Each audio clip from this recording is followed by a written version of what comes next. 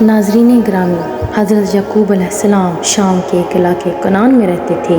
ان کے 12 بیٹے تھے، ان میں حضرت یوسف علیہ السلام بھی تھے۔ حضرت یوسف علیہ السلام نہایت خوبصورت اور نیک تھے۔ ان کی نیکی اور فرمانبرداری کے سبب حضرت یعقوب علیہ السلام ان کو بہت چاہتے تھے۔ حضرت یوسف علیہ السلام کے ایک بھائی کا نام بنیامین تھا۔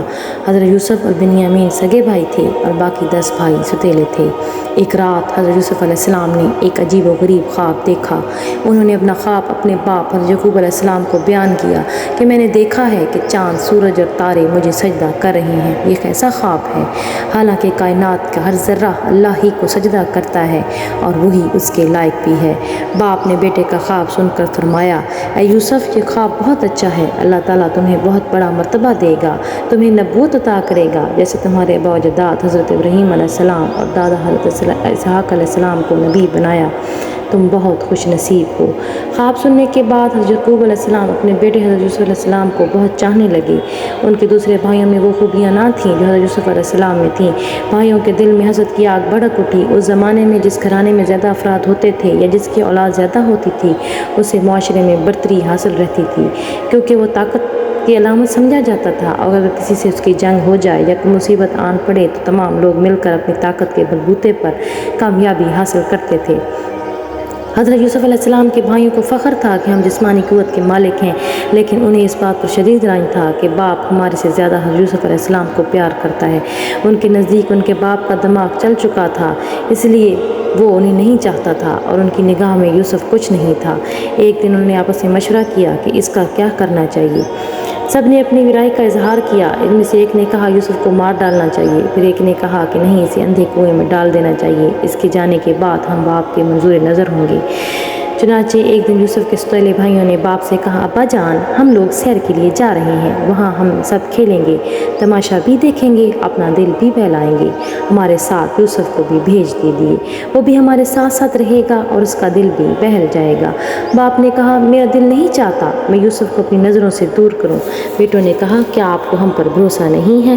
چنانچہ وہ کسی نہ کسی طریقے سے اپنے بھائی کو لے جانے میں کامیاب ہوئے، لیکن باپ نے یہ پھر بھی کہا کہ اگر تم لوگ لے جاؤ گے تو مجھے غم ہوگا، میں اس سے بہت سے ڈرتا ہوں، کہیں ایسا نہ ہو تم غفلت میں رہ جاؤ اور بھیڑیا اسے اٹھا کر لے جائے۔ بیٹے بولے، ہم غفلت میں نہیں رہیں گے، ہم اس کا خیال رکھیں گے۔ چنانچہ حضرت یوسف علیہ السلام کو جانے کی اجازت مل گئی۔ سب نے باپ سے اجازت لے لی اور یوسف کو ساتھ لیا، انجانے مقام کی طرف چل پڑے۔ جگہ سنسان تھی، راستہ طے کرتے رہے۔ دور ایک کنواں نظر آیا۔ بھائیوں میں سے ایک نے کنویں کی طرف اشارہ کیا، آپس میں باتیں ہوئیں، سب کنویں کی طرف گئے۔ یوسف علیہ السلام کا کرتا اتارا گیا، سب نے مل کر یوسف علیہ السلام کو کنویں میں دھکیل دیا۔ یوسف علیہ السلام چیختے رہے مگر کسی کو رحم نہ آیا۔ اس کے بعد کسی جانور کو مارا، اس کے خون سے یوسف علیہ السلام کا کرتا رنگ دیا، کرتا خون سے لال ہو گیا اور پھر اندھیرا ہوتا چلا گیا۔ سب باپ کے پاس پہنچے اور کہا، کھیلنے کے دوران ہم لوگ بھول گئے اور ہم بازی لگانے میں آگے نکل گئے۔ یوسف نے دوڑ میں حصہ نہ لیا اور ہمارے سامان کی نگہبانی کرتا رہا۔ اچانک ہی ایک بھیڑیا آیا اور اس نے یوسف علیہ السلام کو کھانے کی کوشش کی۔ ہم نے بہت کوشش کی لیکن وہ یوسف علیہ السلام کو کھا گیا، اور یہ یوسف علیہ السلام کا خون آلود کرتا ہے۔ حضرت یعقوب علیہ السلام نے اپنے لڑکوں سے کہا، مجھے یقین نہیں آتا جو کچھ تم لوگ کہہ رہے ہو وہ جھوٹ ہے، میں اللہ سے مدد مانگتا ہوں وہ مجھے صبر جمیل عطا کرے۔ حضرت یعقوب علیہ السلام یوسف کی یاد میں روتے رہے۔ بھائیوں نے یوسف کو کنویں میں پھینک دیا اور واپس لوٹ آئے۔ اللہ کی قدرت یہ کہ جہاں کنواں تھا اسی راستے سے تاجروں کا ایک قافلہ گزر رہا تھا۔ قافلے والوں نے کنواں دیکھا تو پانی کی حاجت محسوس ہوئی۔ پانی لینے کے لیے ان میں سے ایک شخص کنویں کے پاس پہنچا۔ جیسے ہی اس نے ڈول ڈالا تو کیا دیکھتا ہے کہ ایک لڑکا چیخ رہا ہے۔ اس نے اپنے ساتھیوں کو خبر دی کہ کنویں کے اندر ایک لڑکا ہے۔ قدیم زمانے میں انسانوں کی خرید و فروخت ہوا کرتی تھی، جو بھی کسی آدمی کو خریدتا اسے غلام بنا کر اپنے پاس رکھتا اور محنت و مشقت کرواتا، ظلم و تشدد بھی کرتا۔ چنانچہ یہ قافلہ مدین سے مصر کی طرف جا رہا تھا۔ قافلے والوں نے آپس میں کہا، اس لڑکے کو فروخت کر کے کافی منافع حاصل کریں گے، پھر یوسف کو مصر لے گئے۔ کہتے ہیں مصر کے بادشاہ کا ایک وزیر تھا جسے عزیز مصر کہتے تھے۔ مصر میں سے بادشاہ کے بعد پورے اختیارات حاصل تھے، خزانے کا محکمہ بھی اسی کے پاس تھا۔ اسی نے قافلے والوں سے بہت ہی کم معاوضہ دے کر اسے خرید لیا۔ عزیز مصر کی کوئی اولاد نہ تھی، یہ اس کے لیے ایک اچھا موقع تھا، اسے اولاد کی خواہش بھی تھی۔ عزیز مصر اس کی بیوی نے اسے پالنا شروع کر دیا۔ حضرت یوسف علیہ السلام کی عمر جب 18 سال ہوئی اس میں سمجھداری پیدا ہوئی تو اسے گھر میں پورے اختیارات حاصل ہو گئے۔ ایسا معلوم ہوتا تھا یہی عزیز مصر کا حقیقی بیٹا ہے۔ اس کی پرورش بھی اولاد کی طرح ہوئی۔ حضرت یوسف علیہ السلام بعض کاموں میں عزیز مصر کا ہاتھ بٹانے لگے۔ صاحب حیثیت گھرانے میں پرورش پانے کے سبب مزاج، عادات و اطوار میں بھی تبدیلی آ گئی۔ انتظامی امور کو انجام دینے کی تربیت بھی حاصل ہو گئی۔ نیکی اور پرہیزگاری میں بھی ایک مثالی حیثیت رکھتے تھے۔ اللہ نے حسن اور خوبصورتی دے رکھی تھی جو عورت بھی دیکھتی فریفتہ ہو جاتی۔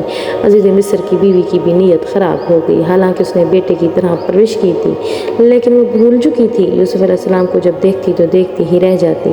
وہ چاہتی تھی یوسف علیہ السلام ہر وقت اس کے سامنے ہی رہے۔ عزیز مصر کی بیوی کا نام زلیخا تھا۔ زلیخا نے یوسف علیہ السلام کو ترغیب دی کہ اس کے قریب ہو جائے۔ زلیخا کیا چاہتی ہے؟ یوسف علیہ السلام بھاپ گئے اور پیچھے ہٹنا شروع کیا اور کہا کہ خدا کی پناہ، مجھ سے ایسی حرکت نہیں ہو سکتی، یہ سراسر گناہ ہے۔ ایک دن زلیخا نے حضرت یوسف علیہ السلام کو کمرے میں بلا کر دروازہ بند کیا، اپنی خواہش کا اظہار کیا۔ یوسف علیہ السلام نے کہا میں اپنے رب کی پناہ میں ہوں۔ وہ کمرے سے باہر نکلنے کے لیے دروازے کی طرف دوڑے تو زلیخا بھی اسے پکڑنے کے لیے دوڑی۔ پیچھے سے کرتے کا دامن کھینچ لیا تو کرتا تار تار ہو گیا۔ اتفاق سے عزیز مصر بھی آ رہا تھا۔ اس نے اچانک سامنے دیکھا تو زلیخا نے جھوٹ بولنا شروع کیا کہ یوسف کی نیت اچھی نہیں ہے، وہ مجھ سے بدتمیزی کرنا چاہتا تھا اور میں دوڑی۔ یوسف علیہ السلام نے جواب دیا میں بے گناہ ہوں، زلیخا مجھ پر تہمت لگا رہی ہیں۔ عزیز مصر نے یوسف علیہ السلام سے کہا میں نے تمہیں اپنی اولاد کی طرح پالا اور تم نے اس کا اچھا بدلہ نہیں دیا۔ زلیخا نے عزیز مصر سے کہا اسے قید کر لیا جائے اور سخت سے سخت سزا دی جائے تاکہ زندگی بھر یاد رکھے۔ اسی گھرانے کے ایک آدمی سب کچھ سمجھ گیا۔ اسے زلیخا کی باتوں پر یقین نہیں آتا تھا، اس کے مزاج و عادت سے واقف تھا، اگرچہ زلیخا کی زندگی میں یہ پہلا واقعہ تھا۔ یوسف کی خوبصورتی نے اس کا دل موہ لیا۔ اس آدمی نے اپنی دانشمندی سے عزیز مصر کا غصہ ٹھنڈا کیا اور اس نے کہا کہ یوسف کا کرتا سامنے سے پھٹا ہوا تو یوسف قصوروار ہے، اگر کرتا پیچھے سے پھٹا ہوا تو زلیخا سے غلطی سرزد ہوئی۔ عزیز مصر نے دیکھا یوسف کا کرتا پیچھے سے پھٹا ہوا ہے، اس کا مطلب ہے یہ یوسف بھاگ رہا تھا۔ زلیخا نے کرتا پکڑ کر کھینچا۔ حضرت یوسف علیہ السلام اللہ کے نبی تھے، نیک اور پاک باز تھے، وہ گناہ کی طرف مائل نہیں ہوئے۔ قربان جائیے اللہ کی یہ کیسی مصلحت ہے۔ حضرت موسیٰ علیہ السلام ایک عام گھرانے میں پیدا ہوئے مگر ان کی پرورش شاہی محل میں ہوئی۔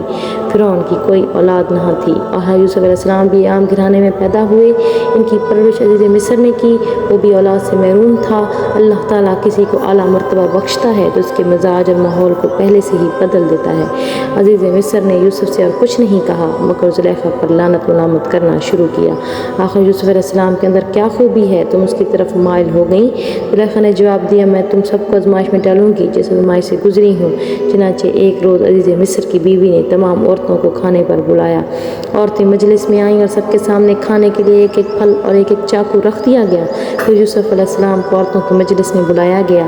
حضرت یوسف علیہ السلام جیسے ہی مجلس میں حاضر ہوئے تمام عورتیں دیکھ کر بے ہوش سی ہو گئیں، ایک نشہ سا طاری ہو گیا۔ چاقو سے پھل کاٹنے کی بجائے سب نے اپنی اپنی انگلیاں کاٹ لیں، انگلیوں سے خون بہنے لگا۔ زلیخا نے برا بھلا کہنے والی عورتوں سے کہا تم سب کو کیا ہو گیا ہے، تم ہوش میں نہ رہی؟ پھل کاٹنے کی بجائے اپنی اپنی انگلیاں کاٹ لیں۔ عورتوں نے کہا ماشاء اللہ، یہ تو بشر نہیں، یہ تو فرشتہ ہے، فرشتہ، اسے دیکھ کر تو ہمارے ہوش اڑ گئے ہیں۔ زلیخا نے کہا تم سب عورتیں مجھے بدنام کرنے پر تلی ہوئی تھیں، اب تم سب کا حال ایسا کیوں ہوا؟ تم نے تو دیکھ کر پھل کاٹنے کی بجائے انگلیاں کاٹ لیں۔ زلیخا نے عورتوں سے کہا میں نے اسے اپنی طرف کھینچنے کی کوشش کی لیکن وہ مجھ سے بچ نکلا، اگر اس نے میری بات نہ مانی تو میں اسے قید کروا دوں گی۔ اس پر یوسف علیہ السلام نے فرمایا اے رب مجھے قید پسند ہے مگر اس کے پاس جانا پسند نہیں۔ اے رب مجھے تو ہی بچا سکتا ہے، اگر اس کے قریب آ جاؤں تو میں جاہلوں میں سے ہو جاؤں گا۔ اللہ نے یوسف علیہ السلام کو بچا لیا۔ زلیخا کی جب زیادہ بدنامی ہونے لگی تو یوسف علیہ السلام نے بھی قریب آنے سے انکار کر دیا تو یوسف علیہ السلام کو قید خانے میں ڈال دیا گیا۔ حضرت یوسف علیہ السلام کی نیکی کا چرچا سارے شہر میں تھا، یہ بات ہر عورت جانتی تھی۔ حضرت یوسف علیہ السلام قید خانے میں تھے، اللہ کا ذکر کیا کرتے تھے، قید خانے میں لوگوں کو نیکی کی دعوت دیتے تھے۔ یوسف علیہ السلام جب قید میں تھے تو ان کے بعد 2 اور نئے قیدی بھی قید خانے میں آئے۔ ان میں ایک شخص وہ تھا جو بادشاہ کو شراب پلایا کرتا تھا اور دوسرا قیدی باورچی خانے کا افسر تھا۔ تو ناظرین گرامی آپ نے دیکھا کس طرح طرح اللہ تعالیٰ نے حضرت یوسف علیہ السلام کی حفاظت فرما کر انہیں دنیا میں سربلند کیا اور آخرت میں بھی سرفروغ ہوں گے، کیونکہ اللہ تعالیٰ اپنے نیک بندوں کو کبھی بھی برائی کی طرف مائل نہیں ہونے دیتا۔ جو اللہ سے مدد مانگتے ہیں اللہ انہیں حق کے راستے پر ضرور لگاتا ہے۔